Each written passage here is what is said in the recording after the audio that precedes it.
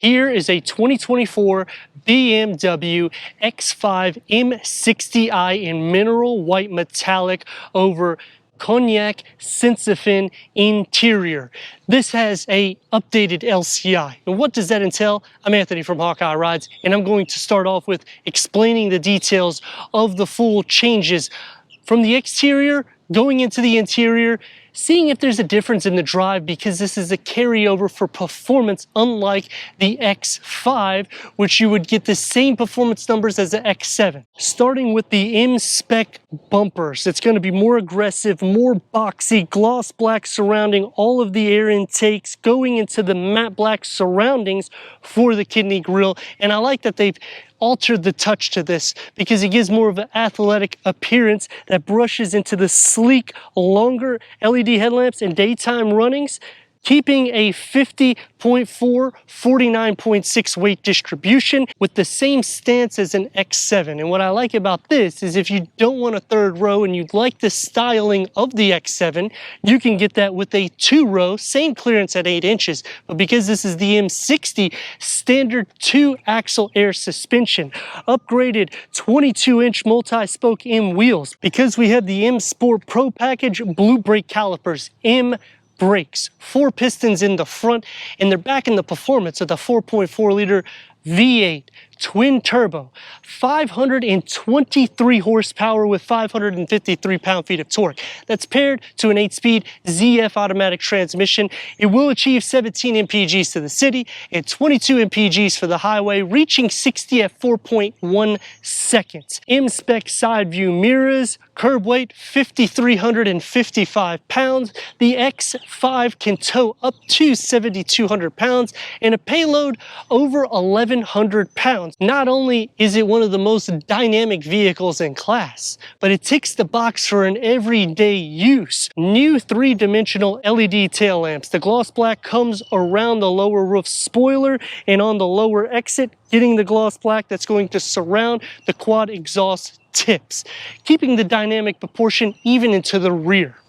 Kick to open or power liftgate. Push here to open it all the way up with a privacy cover. Cargo at 33.9 cubic feet. 12-volt charger here on the side. Underneath, spare tire. Split fold the rear bench at a 60-40 split, increasing cargo to 72.3 cubic feet. One button to close it all. Twin turbo V8. Let's go inside, start it up so you can hear that exhaust note.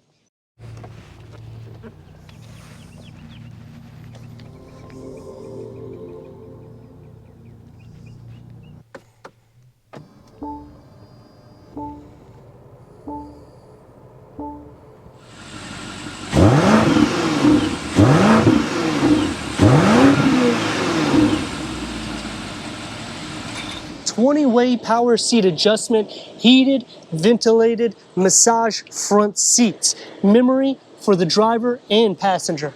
Headroom at 39.8 inches, legroom at 40.8 inches. It's going to be the same dimensions as the prior gen, except for the reworked dashboard layout. It's going to be similar to the X7. I like that we get the M badging inside with the ambient lighting, carbon fiber that's going to surround the whole lower lip, heads-up display, 2 screens integrated into a curved screen, 14.9 inches, Apple CarPlay, Android Auto, Sirius XM, AM, FM, streaming Bluetooth audio, Wi-Fi hotspot, 5G capabilities. Put it into reverse, 360-degree reverse camera, full trajectory. Click into the more, and you have the 3D view, which you can use the gesture control. Or you can simply click on the icons here to the right of the screen, or use the iDrive mouse and go all around the vehicle to see any imperfections. Click into the car wash view, that shows trajectory into the front. Put it back into park, working into the reworked air vents. Gloss black is going to be on the interior, satin aluminum going to be on the whole exterior. The gauge cluster is a 12.3 digital gauge reader, which is fully reconfigurable. You can change the center, the contents, or you can simply put it on my favorite, which is the AR, which will show you the camera in the front. You can also change the layout for the heads-up display.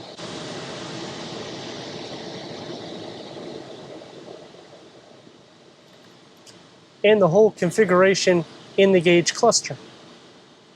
Leather-wrapped 3-spoke steering wheel, the paddle shifters, and going into the carbon fiber with the new key fob for the X5 that opens up into a wireless charging pad, storage right next to it, BMW's digital key, 12-volt USB, more of the carbon fiber, iDrive 8, which is touch sensitive, gloss black around, and you get the glass controls for the rocker.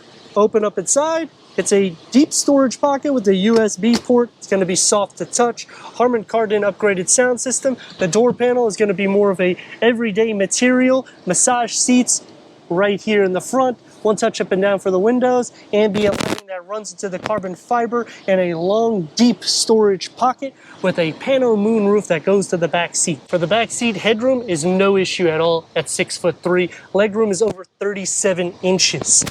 In front, you'll have a USB and a connector, storage behind both of the front seats, air vents, 2 storage trays, 2 USBs and a 12-volt. Here in the center, you have more storage, more cup holders. Door panel gets the manual sunshades, and it's going to have the same materials that's found in the front. The ambient lighting comes into play with a long, deep storage pocket. Sliding over into the center, the floor is more or less completely flat. The rails are pushed up quite a bit, so you don't have to worry there. Butt and shoulder space isn't really an issue for sharing, and headroom is the same. It's not going to be any issues at 6'3". Time to put it in sport mode. 0 to 60, 4.1. That's what BMW says. 523 horsepower. Let's see.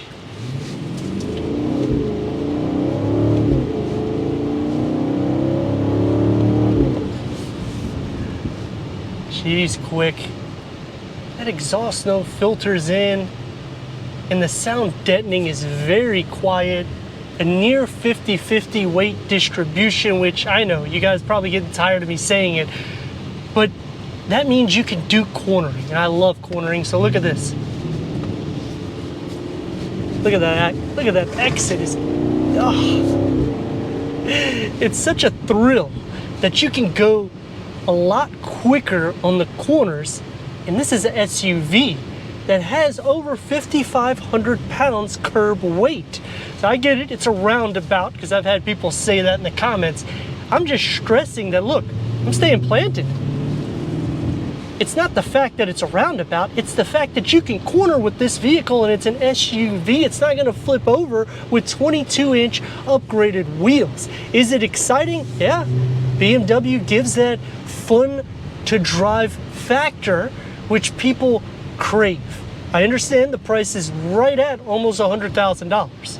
And you're probably thinking, well, why don't you just go to an M or a M competition?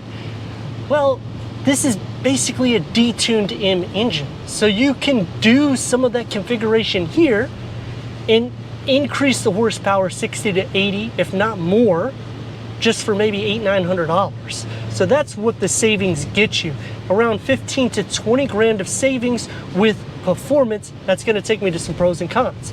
Starting off with what I like, that this screen integrated correctly in here because it's derived out of the iX, which is a lot wider interior, and everything fits similar to an X7. So if I don't need a third row, I want a 2-row, and I want performance, I go to this level, and I'm not sacrificing because I get all that wow underneath the hood.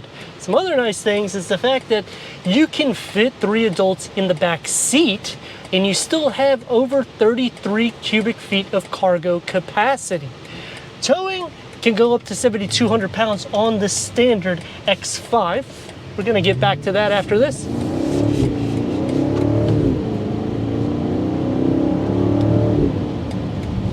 I would definitely go for the adaptive cruise control and lane keep assist though, because that really makes it where the vehicle can more or less drive for you for about 0.3 to 0.4 miles. It's going to send the price over $100,000. But if you were to put this with the X5 in competition, you're still saving anywhere from $15,000 to $20,000. Going back to some things that I like about the vehicle, you still have over 1,100 pounds of payload.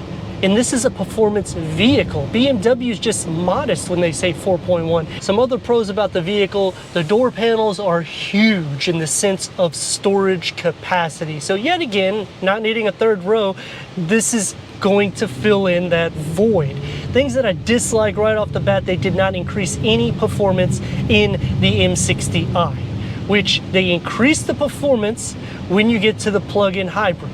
They increased the performance in the standard X5. They didn't increase it also in the X5M competition, which when you're at these price points, I know even if it's just 20, 30 horsepower, it's still something that I would have said, wow, we got that increase, and we didn't get it here. We get the same powertrain as the X7 on the base X5, and on the X5 xDrive 50e you get 516 horsepower, which is a huge increase also. So I kind of wish they would have thrown that in for the m60i or even the X5M competition, but as it sits, it's hard to make a vehicle that's near perfect with weight distribution, with performance numbers better than it is, because sometimes adding more horsepower can change the whole geometry of the vehicle, and then it's not as playful as a vehicle. So I do like that they have altered some of the exterior and interior components, and they didn't necessarily go too crazy for the LCI. They just gave it enough to make it look more dynamic and athletic. Is it a vehicle that I personally would purchase? This is a sweet spot, so I would say yes, especially considering if you're trying to save that money, because I mean, you could use this as your weekend toy and then buy a Toyota on the side and drive to work. Nobody knows that you got this crazy V8 twin turbo madhouse parked in your garage until you take it to the track. And because it's a BMW, maneuverability, you can do it. Even though the vehicle's long, it's wide, it's not overly wide in the lane. The seats are very comfortable, 2-axle air suspension, so the drive is not as dynamic as I would say the X5 40i, in the sense of you'll feel more of the imperfections, and this is with upgraded wheels. That's what air suspension does. It makes it a more calm drive on comfort, and it stiffens it up when you put it into sport mode, so that way you can get those 0 to 60s ever so quick, or if you're running late for work. I don't want to get a speeding ticket, because that's what this vehicle can do. Unfortunately, it has such a rumble to that exhaust that if you were speeding, more than likely the police will radar you immediately because they can hear it in the exhaust. Turn radius at a stop point, 2 lanes. Let's go.